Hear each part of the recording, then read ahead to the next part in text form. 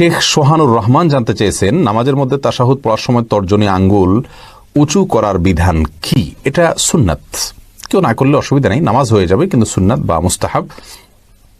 অর্থাৎ আমরা যখন তাশাহুদ পাঠ করব তখন আমরা তাশাহুদের মধ্যে মূলত সাক্ষ্য দিচ্ছি আল্লাহর একত্ববাদের, রাসূল আকরাম সাল্লাল্লাহু আলাইহি ওয়াসাল্লামের রিসালাতের। তখন আমরা আঙ্গুল উঁচু করে মুখের সাক্ষ্যটাকে আমার আঙ্গুলের সাথে আমার আচরণের মাধ্যমে আমি মিলাচ্ছি। অর্থাৎ আমি মুখে বলছি আল্লাহ ছাড়া কোনো সত্যিকারের মাবুদ নাই, সাক্ষ্য দিচ্ছি মুহাম্মদ সাল্লাল্লাহু আলাইহি ওয়াসাল্লাম আল্লাহর রাসূল, সাক্ষ্য দিচ্ছি, আবার তার সাথে আমি আঙ্গুল উঁচু করে আমি সাক্ষ্যর সাথে ওইটাকে আমি মেলাচ্ছি। তো এটা জায়েজ, এটা মুস্তাহাব, করা উচিত। যদি কেউ না করেন নামাজ হয়ে যাবে।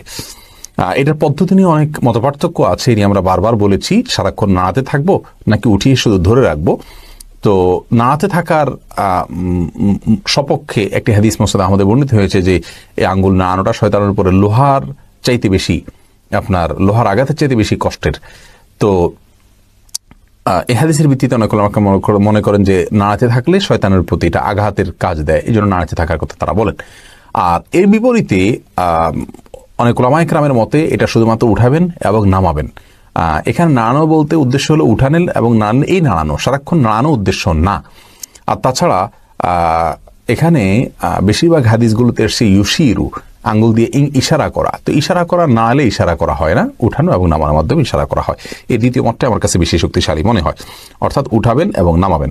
এমনি আরিফ আবার উঠানো নামানোর ক্ষেত্রে অনেকে বলেন আশহাদু বলার সময় উঠাবেন, লা ইলাহা ইল্লাল্লাহ বলার সময় নামা ফেলতে হবে, একটু আগের পরে হলে ঈমান থাকবে না। এগুলো সম্পূর্ণ ভিত্তিহীন কথা।